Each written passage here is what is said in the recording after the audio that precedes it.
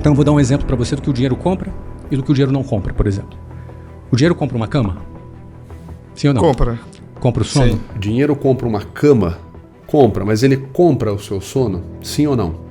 A estratégia do Flávio Augusto de primeira, né? Um bilionário dando a entender que o dinheiro não compra a felicidade. Dando a entender não, ele afirma. Logo, um bilionário dizendo para você que o dinheiro não compra a felicidade. Vamos ver como que ele segue aqui. Só nesse começo você já consegue entender como é que vai ser o debate. O dinheiro compra um plano de saúde?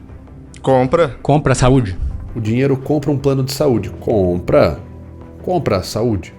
Esse debate do Flávio, ele é bem interessante para a gente entender como que você pode conduzir uma discussão discordando de outra pessoa, ou seja, como que você lida com uma conversa difícil, sem ser deselegante, sem ser mal educado e sendo honesto. Que o Flávio, ele é honesto aqui diversas vezes.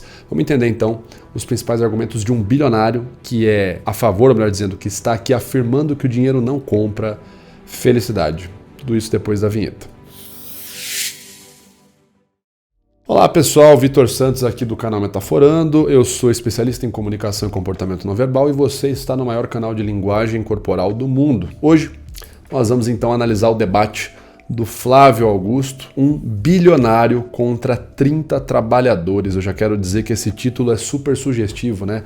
Um bilionário contra 30 trabalhadores já deixa o subentendido de que bilionário não é trabalhador e que um trabalhador nunca vai ser bilionário e vice-versa, né? E até coloco ali como se fossem oponentes, mas que de fato são no debate. Mas é interessante esse debate, eu quero ver quais são as estratégias do Flávio. Eu particularmente acompanho muito o Flávio. Quando eu comecei a fazer mentoria para os meus alunos mais próximos, foi seguindo o modelo do Flávio de mentoria que eu comecei a entender como que eu poderia tutorar, né, ser tutor, ser mentor de uma pessoa para ajudá-la na caminhada para se comunicar melhor, para lidar melhor com nervosismo, ansiedade, enfim. Flávio é um cara que eu respeito muito e a gente vai analisar esse debate dele aqui. Ele é um cara que fala muito calmo, eu tô ansioso para ver como é que ele vai lidar com essa galera aí. Empresário brasileiro, considerado bilionário, e hoje eu vou debater com 30 trabalhadores. A desigualdade social não é necessariamente um problema.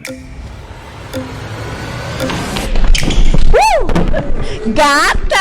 Vai quebrar o iPhone do homem! A desigualdade social é o problema de tudo, né?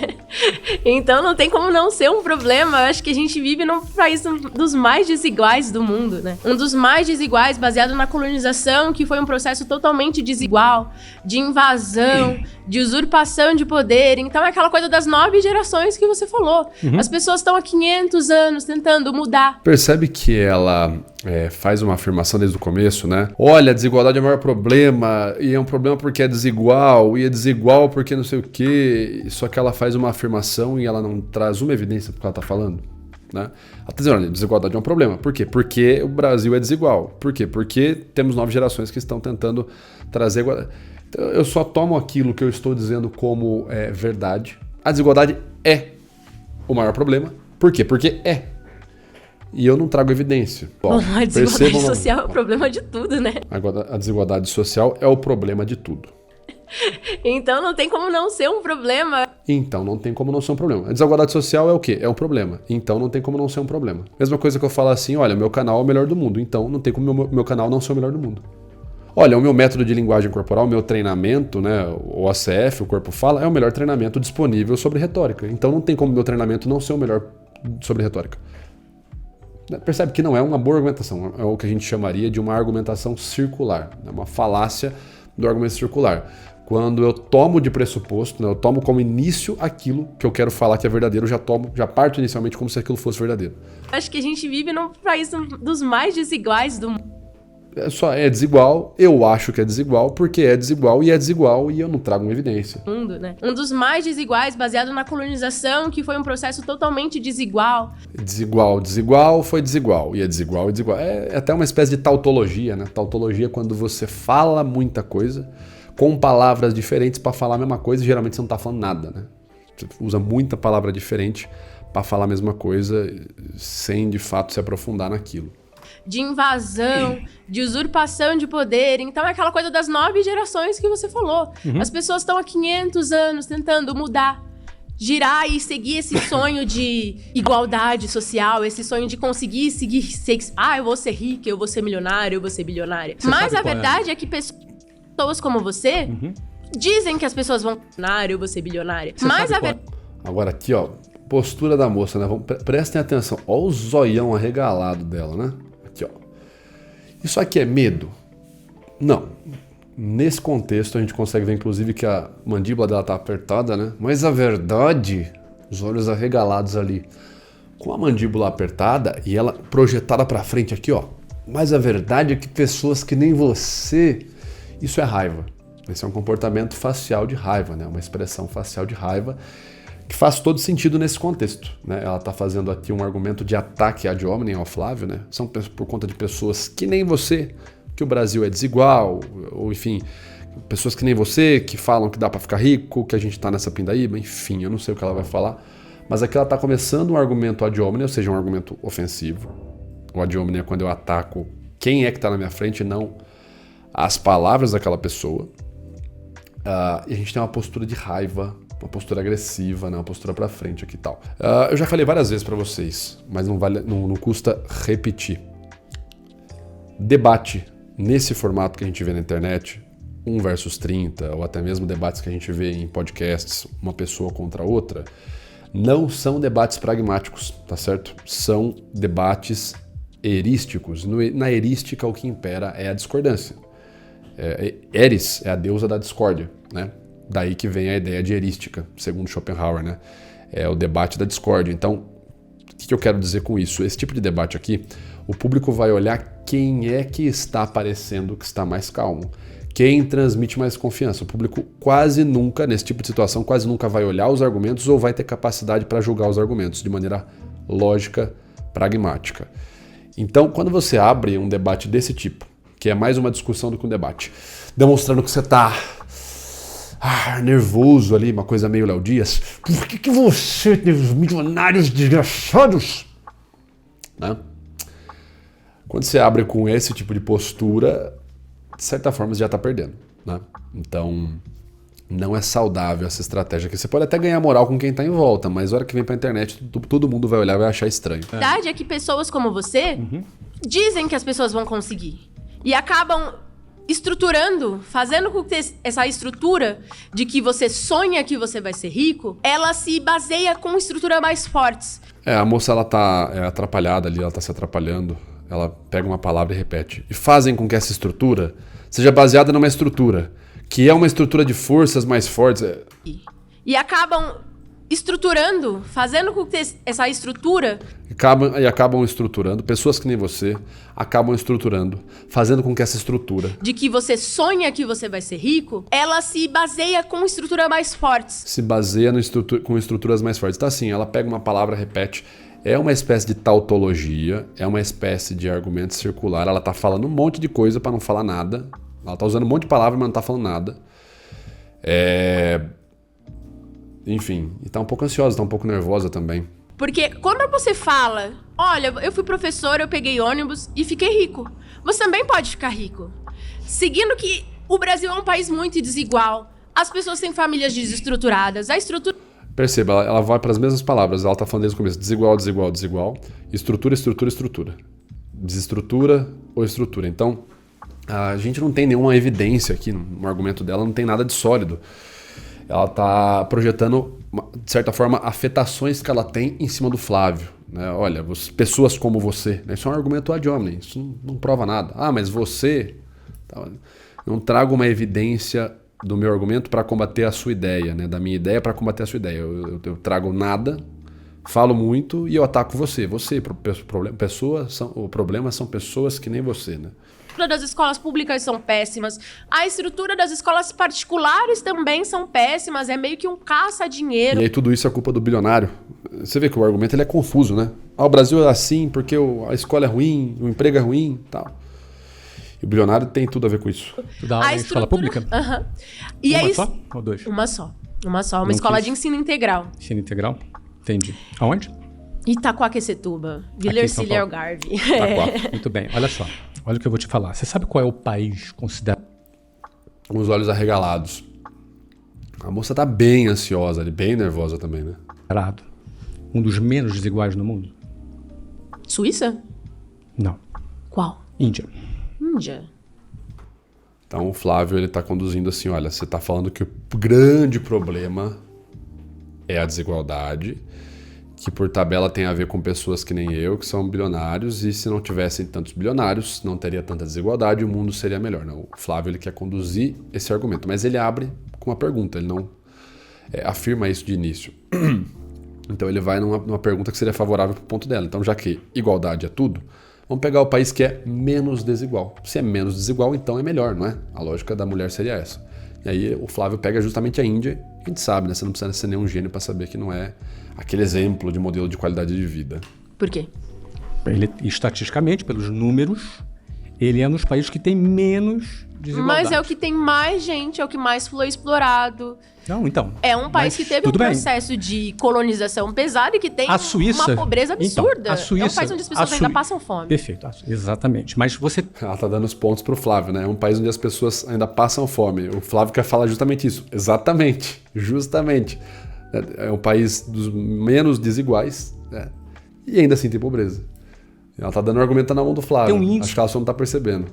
de desigualdade menor. A Suíça, por exemplo, que você mencionou, ela é um país que tem um índice de desigualdade maior do que a Índia. Porque tem muitos bilionários? Porque você tem uma disparidade maior. O ponto é o seguinte, onde tem mais qualidade de vida, na Suíça ou na Índia? A gente sabe que é na Índia. O que eu quero dizer para você aqui, presta bem atenção no que eu vou te falar. O ponto que eu quero martelar contigo aqui, não é que eu fique feliz com as pessoas tendo uma situação desfavorável, de forma alguma. Mas o maior problema é a pobreza. É a pobreza. E como que a pobreza vai ser solucionada? Como que vai acabar com a pobreza? Te demitiram, Amanda. Fui demitida, desculpa. Valeu. Você falou de Perfeito. mais, me Volte atrapalhou. sempre. Ah, eu falei muito, claro. Eu falei bastante. Aí ela teve ali uma ironiazinha, né? Deu uma alfinetada nele. O problema é que você fala demais. Tal. Muito obrigada, pessoal. Miriam! Seja bem-vinda, Miriam. Flávio, eu não sou intelectual, porém eu sou nascida e criada na comunidade. Aonde? Lá em Taipas, na zona norte de São Paulo. E lá, a realidade é uma só. Quem pode mais, chora menos. Quando o Flávio fala, né, onde que você foi nascida, onde você foi criada, tal, tudo, ele tá demonstrando empatia, né? É uma forma boa de você conduzir a comunicação com o seu oponente. Ao mesmo tempo que você também pode, de certa forma, cortar o raciocínio dele. Então, seu oponente ele chega para perguntar algo ou para falar algo e você faz uma pergunta no meio da fala dele, você pode cortar o raciocínio dele e essa é uma forma de gerar uma espécie de confusão, né, mental e deixar o seu oponente um pouco mais nervoso. Não me parece que é o que o Flávio está fazendo, até pela postura calma dele. Me parece só que ele está demonstrando empatia, demonstrando que ele está interessado, ele quer saber de onde que ela veio, etc, etc, etc. Né? E você falou assim, que a desigualdade social não é um problema. E eu falo... A pobreza é o problema. Isso, é a pobreza o problema. Um ponto aqui, né? Essa frase é ruim também, desigualdade social não é um problema. Frase ruim, né, cara? Desigualdade social, ele poderia colocar, não é o maior problema, né? Porque desigualdade social não é um problema, é lógico que é um problema. É o maior? Não sei. Talvez não seja. Mas quando você fala não é um problema, você está dizendo que é o oposto de problema, né? Que é algo, não necessariamente seja oposto, mas simplesmente não é um problema. E é óbvio que é um problema a desigualdade social. Pode não ser o principal indicador problemático para ajudar a gente a resolver o Brasil, mas lógico que é um problema, né, cara? Então talvez a frase seria melhor se ela fosse melhor definida, né? Eu, se fosse defender um ponto desse no lugar do Flávio, colocaria: desigualdade social não é o maior problema, né? Ou não é o principal problema, mas enfim. Esse é um devaneio meu. É sempre melhor defender um ponto bem definido do que deixar um ponto super abrangente. Quanto mais abrangente for o ponto que você está tentando defender, mais difícil é defender ele, tá? E a gente está aqui hoje conversando contigo não só para te apresentar o nosso... Só para concluir, basta pensar o seguinte, né? Se eu pego um ponto super abrangente, por exemplo, linguagem corporal é a melhor disciplina do mundo. Olha, abrangente, eu falo que é a melhor, quer dizer, a melhor de todas do mundo. Como que eu defendo um ponto desse? É muito difícil, cara. Falar que é melhor, por exemplo, que linguagem corporal é melhor, sei lá, que engenharia, que, sei lá, é melhor que filosofia, entende? Agora, se eu falo linguagem corporal é uma das melhores habilidades do mundo, aí fica muito mais fácil de eu defender, sabe? Muito, incomparavelmente mais fácil. Então tem que tomar cuidado com esse tipo de frase muito abrangente. Às vezes ela torna o seu trabalho num debate mais difícil, né? Definir melhor o que você está defendendo e às vezes até ser um pouco mais específico e menos abrangente é melhor. Falo. A pobreza é o problema. Isso. é a pobreza o problema. E a gente está aqui hoje conversando contigo não só para te apresentar o nosso lado, mas também entender o seu ponto de vista. E eu sou mãe de 2 crianças. Qual a idade? Cara, isso aqui é muito bacana, né? Essa mulher, ela falou que ela não é intelectual, mas ela é muito honesta, né? Ela vem e fala, olha, Flávia, eu não sou uma intelectual, não sou uma acadêmica, a gente está aqui porque a gente tem visões diferentes, mas a gente quer ouvir a sua visão, eu vou te apresentar a minha agora, se você me permitir, e ela vai começar a falar. Isso é o que falta em debate, né? Essa honestidade intelectual, ela é o necessário. Você não precisa ser um acadêmico, você não precisa ser um cientista para ter um bom debate, você só precisa ser honesto, sabe? Isso é algo que não se ensina numa faculdade, não se obtém com diploma. Honestidade, ela vai indicar o molde do seu caráter, aquilo que você está interessado. Se naquele momento você quer humilhar a pessoa que está na sua frente, ou se você quer honestamente debater um tema que para você é muito importante. E essa mulher, ela é muito honesta nessa abertura dela. Ela está demonstrando o ethos na abertura da fala dela. A pobreza é o problema. Isso, é a pobreza o problema.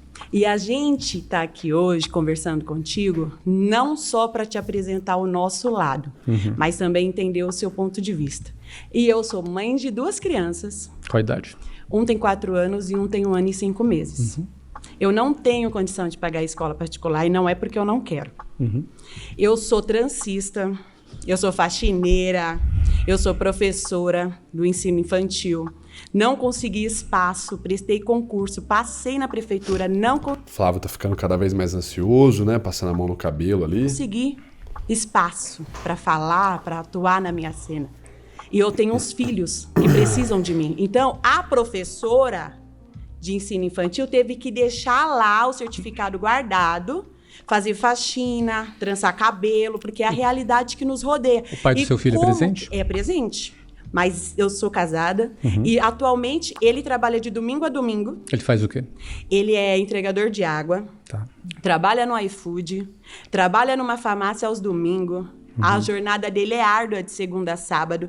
Percebe o quanto de informação ela deu com base nas perguntas que o Flávio fez? O Flávio perguntou onde ela mora, quantos filhos, qual a idade dos filhos, com o que ela trabalha, se ela é casada, se o pai é presente, qual a profissão do pai, quando que o pai trabalha. Essas perguntas, elas são necessárias para você entender melhor quem é a pessoa que está na sua frente, para você entender qual argumento melhor convence ela, né? Enfim, a gente chama de perguntas de alinhamento ou de delineamento de personalidade, de perfil. Então, são perguntas necessárias, saber com quem você está falando, porque dependendo do que de quem é a pessoa, um ou outro argumento vai convencer com mais facilidade, tá? E no domingo ele trabalha das 8 às 5 da tarde. A gente já tentou investimento, a gente já caiu em vários golpes, a gente busca de todas as maneiras. Eu tô falando da realidade. Eu não vou apresentar números porque eu não consigo, eu só Tudo consigo bem. falar de mim. Tudo Miriam, aos 29 anos, mãe de 2 crianças, que mora na Zona Norte de São Paulo, que fez faculdade, continua Se formou? fazendo. Tá Me estudando? formei em pedagogia, fiz curso de Percebe que ela começa a aumentar o volume vocal, né? Tô falando de mim, Miriam, que fiz faculdade, né? Ela tá ficando envolvida emocionalmente com a fala, né? Por isso que a voz vai ficando mais alta. É bem comum. Você já consegue delimitar na análise de perfil comunicativo que é uma pessoa mais emotiva, uma pessoa, se a gente fosse usar aquela nomenclatura de terminologia de temperamentos, que é algo muito antigo, muita gente fala que é ultrapassado, poderíamos dizer que ela seria mais sanguínea, né? Um pouco mais sanguínea ou colérica aqui. Me formei porque eu aprendi que se você Transista começa acabou. e não termina, Tá. você não conquista. Mas eu comecei e terminei. Você começa e não termina, falando cada vez mais alto ali, né? Tá ficando cada vez mais envolvida com o ponto dela. Acabei não conquistando. E aí, tem certeza que a desigualdade não é um problema? Vamos lá. Um ponto. Tá vendo como... Aqui o Flávio fez medo, inclusive. Apertou as mãos, né? Gesto autopacificador e expressão facial de medo. Tá vendo como a frase é ruim? A frase usada para defender desigualdade social não é um problema? A mulher perguntou, eu contei toda essa minha história de vida, você vai falar que isso que eu te contei não é um problema? Se o Flávio colocasse, né, ou o Flávio ou a produção, quem escolheu a frase, tivesse colocado assim, desigualdade social não é o maior problema, era muito fácil do Flávio responder tudo isso. Ele poderia falar assim, eu esqueci o nome dela, perdão, mas fulana, olha, eu sinto muito que a situação que você esteja passando seja essa. E claro que é um problema. O que você me relatou é um problema, é um grande problema. Mas o que eu tô falando é que desigualdade social não é o maior problema. Porque sabe por que você está nessa situação? Por causa disso, que isso sim é o problema. Daria para o Flávio ir para essa linha argumentativa. Mas como a frase já é uma frase ruim, desigualdade social não é um problema, né? Um problema já fica difícil de defender, né? Uma coisa é a desigualdade. Eu não sei, eu acho que quem monta essas frases aí não é o debatedor, é a produção. Quem for debater tem que ficar meio ligeiro nisso aí, né? Às vezes a frase que você vai defender já te lasca de início, né? Uma coisa é a desigualdade, outra coisa é a pobreza. Eventualmente, você vai ter pessoas desiguais por vários motivos. Existe uma desigualdade que eu acho muito ruim, que é provocada pelo Estado. Você mencionou alguma delas aqui, por exemplo. A escola pública é ruim. Nossa colega aqui, Amanda, que veio aqui agora há pouco, ela é professora. Então, por exemplo, como é que uma criança da favela, uma criança da periferia como eu, como você, estudando numa escola pública, ela vai conseguir competir com alguém que estudou nas melhores escolas de São Paulo? Não tem como competir. Eu te peço. Não dá para competir. E aí eu digo para você, a meritocracia pregada... Tá vendo? O Flávio tá pegando justamente os pontos que ela falou e jogando de volta nela. Olha, como você acabou de falar, você disse que o Estado é ruim, que a escola pública é ruim e tal, justamente pelo que você falou que eu trago aqui dizendo que o problema é o Estado, né? Problemas que são causados pelo Estado, que o Estado causa a pobreza. Então, quando eu pego a fala da pessoa, né, que está discordando de mim, e uso no meu argumento para jogar de volta nela, é o que a gente chama de estratagema número 5. Eu estou usando as premissas do meu oponente no debate de volta contra ele. É o que o Flávio está fazendo agora, né? Dessa forma, para mim é uma falácia. É um absurdo. Mas então, uma questão que eu falo... Só para concluir, Miriam. Agora, existe uma outra desigualdade que ela é orgânica. Ela é natural.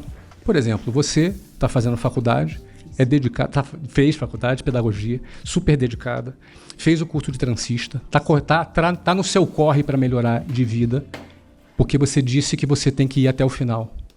E as pessoas que desistem? Tem gente que desiste. E quem não desiste, mesmo assim, não conquista, não alcança o espaço. É sobre essa verdade que a gente está falando. Miriam, porque eu vim até você, porque eu tô aqui, eu tô no dia a dia, eu sei o que é carga horária, eu sei o que é transporte público, eu sei o que é ter o certificado na mão. Olha o que eu vou te falar. Quando você fala para mim assim, a desigualdade não é um problema, eu falo para você que é, porque eu sou negra, mãe de 2, baixa renda, eu já recebi salário de R$ 1.700 e atualmente eu estou desempregada só trançando cabelo. Você tem noção da diferença que é ouvir essa frase e a dor, o peso que essa palavra ela tem, o peso que essa frase que você usou agora deu. Essa frase... Impacto, é de grande impacto. E eu não sou uma pessoa assim de números, não me fale de números. Não vou falar de números não, Miriam, o que eu quero dizer pra você... Flávio, o que eu vim falar com você aqui hoje você tem as suas verdades. Não me fale de números, né? Numa análise de perfil... Se eu estivesse debatendo com ela, eu já ia entender que o argumento dela, o que move ela é um argumento de patos, né? Um argumento de emoção. É um argumento de apelo à emoção, né? Então, ela mesma já entregou como que você convence ela. Muitas vezes na conversa a pessoa vai te entregar por meio das falas dela como que ela quer ser convencida. Você tem que saber olhar, tem que saber analisar. E se você não participa da nossa aula magna O Corpo Fala, infelizmente você não vai ficar atento a esses detalhes assim que eles surgirem no meio da conversa. Tem que participar, cara, senão você nunca vai ficar sabendo. E para participar basta clicar no link que está rolando aqui na descrição, né? Ou no comentário fixado desse vídeo, que você vai participar da mentoria O Corpo Fala, ao vivo, comigo, vai poder fazer suas perguntas e tirar suas dúvidas também. Clica no link aí, vamos seguir para análise aqui. Eu tenho as minhas, porém a taxação seguida de verdade e coerência, impactando sim com força aos bilionários, pode ser bem utilizado não só em questão de saúde, que já foi dito aqui, mas também em questão de espaço para quem não tem voz. E nós de baixa renda, nós não temos voz. Então, eu entendo. Eu também fui de baixa renda. Eu fui uma pessoa de baixa renda também. Entendo perfeitamente o que você está falando. Estudei em escola pública. Entendo o que você está falando. Agora, o que eu teria para dizer para você... Aí ele faz a validação, né? Eu entendo o que você está falando, etc e tal. É importante o que você está falando, tal. Entendo, né? Mas o que eu quero dizer para você etc, etc, etc. Então, como eu sempre falo para vocês, é importantíssimo validar o ponto do seu oponente. Não significa que você tem que concordar com ele, mas validar o ponto tira a barreira crítica do seu oponente e gera um momento mais confortável para o debate. Então, cara, palavras como, eu entendo, nossa, eu no seu lugar provavelmente também estaria assim, também agiria dessa forma. e etc, e etc. que está buscando, não desiste. Você vai conseguir. Não desiste do seu projeto. Não desiste de dar uma vida melhor para os seus filhos. São 2 meninos? 2 meninos, o Álvaro e o Kenai. Álvaro e o Kenai. Você acha que o Álvaro e o Kenai merecem a sua dedicação? Merecem. Então, eu digo, Por isso que eu vou dizer um busco negócio, diariamente o mas eu melhor. vou dizer um negócio para você, Miriam. Isso aqui está gravado. E um tá tentando ganhar do outro, né? Superar o outro no volume de voz mais alto, porque ele vai falar, ela fala mais alto. Aí ela tá falando, ele fala mais alto. Então eu já falei em outros vídeos, eu acho que deveria ter um tempo nesse tipo de conversa aí. Mediação por tempo. Mas enfim. Assistido por milhões de pessoas. Não desiste. Se todos os dias várias pessoas tentam e não conseguem, ela não pode desistir. Não espere que vai ser o Estado que vai resolver para você a sua vida. Não acho. Não espere, Porém, não espere. eu acredito que o quê? Essa taxação, ela vai vir com mais impacto. O assunto não é... Eu acredito eu já você. falei, olha só, eu já falei que concordo com a taxação. Sim. Só que, assim, você está falando só pra gente não fugir. da democracia, a gente está falando de tudo. Aqui também Não, estamos falando não. de muitas diferenças, porém que vai Isso. tirar um pouco dessa diferença, Flávio. E isso é outro ponto, né? O Flávio tá falando, não, vamos voltar pro assunto aqui, não sei o que. A Miriam fala, não, mas a gente tá falando de muitos assuntos. Eu já falei várias vezes no canal, é importante você frisar do que se trata a conversa. Não só para você convencer a outra pessoa, mas também para que o debate seja produtivo, né? Porque senão fica eu falando A, você falando B, o tema do debate é C e ninguém vai se entender e não vai acontecer nada. Então, isso que o Flávio faz é bom, você frisar, olha, o debate, tudo bem, eu entendo o seu ponto, mas o debate é sobre isso. Talvez no próximo momento, na próxima pauta, a gente chegue nesse ponto que você está falando. Tudo bem? Mas vamos seguir aqui no tema? Vamos lá? Então tá bom. Falando de mulher para homem, Isso. eu vou falar bem séria para você. Vai diminuir essa diferença, esse vácuo mas tá tudo bem. entre a minha situação e a Isso. sua. Vai diminuir um pouco eu acho... esse buraco. Sabe a ponte pra gente poder passar? Sim. Miriam, a gente vai poder vamos passar lá. pela mesma ponte. Tá vendo? A metáfora, né? Uma ponte pra gente poder passar, ela não quer número, ela realmente quer ser convencida por argumentos emotivos, né? Um argumento que toque o coração dela. Pensa o seguinte, minha querida. Quem ganha mais dinheiro pode pagar mais imposto, não tem problema. Agora, o que eu quero dizer para você é que se você continuar perseverando, você tem 29 anos. 29. Eu trocaria. Eu tenho 53. Não parece. Obrigado. Você tem 29 anos. Eu tenho 53 anos. Eu trocaria 100% do meu patrimônio para ter a sua idade. Eu pegaria tudo que eu tenho, que é bastante, e trocaria. Faz inveja não, por favor. Eu trocaria pela sua idade. Eu gostaria de ter 29 anos. Sabe por quê? Com o conhecimento que eu tenho, com o que eu aprendi ao longo da minha vida, tudo que eu aprendi no meu trabalho, nos meus negócios, eu faria tudo de novo. Ainda teria a juventude que você tem. Você tem algo que eu não tenho mais. Eu não tenho mais a sua juventude. Você entende? Eu daria os meus bilhões pelos seus 29 anos. Infelizmente, isso não é possível. Agora, uma coisa é possível, Miriam. Uma coisa é possível. É possível. E o Flávio vai lá e faz justamente um argumento emotivo, que toca o coração da Miriam. Vocês acham que ela vai ser convencida sim ou não? Você aprender algumas ferramentas e com o conhecimento que você tem, você melhorar de vida. Não sei se você vai ser bilionária, se você vai ser milionária, mas melhorar de vida. Você mora na comunidade até hoje? Atualmente, sim. E lá eu atendo a domicílio e muitas das vezes, né, na minha casa mesmo, Então, para poder economizar um pouco e eu poder entendo. suprir as A necessidades. minha avó, ela foi lavadeira. Ela criou minha mãe e meus 2 tios lavando roupa. Abandonada pelo... Storytelling, né? O storytelling pessoal, quando você conta uma história que é parecida com a pessoa que está na sua frente, ela se solidariza. Então, storytelling e emoção ao mesmo tempo, né? A técnica que o Flávio está usando agora. Pelo seu marido. Ela abandonada pelo seu marido, ela lavando roupa criou meu pai, criou minha mãe e os meus 2 tios. Mas falando... Então eu entendo perfeitamente a sua realidade. E inclusive eu participo de projetos sociais em comunidades justamente para ajudar pessoas como você. Então eu adoraria, isso aqui está gravado. Se você topar, eu te ajudo a sair dessa. Eu vou topar, né? Então, A felicidade no rosto da moça, né? eu vou topar.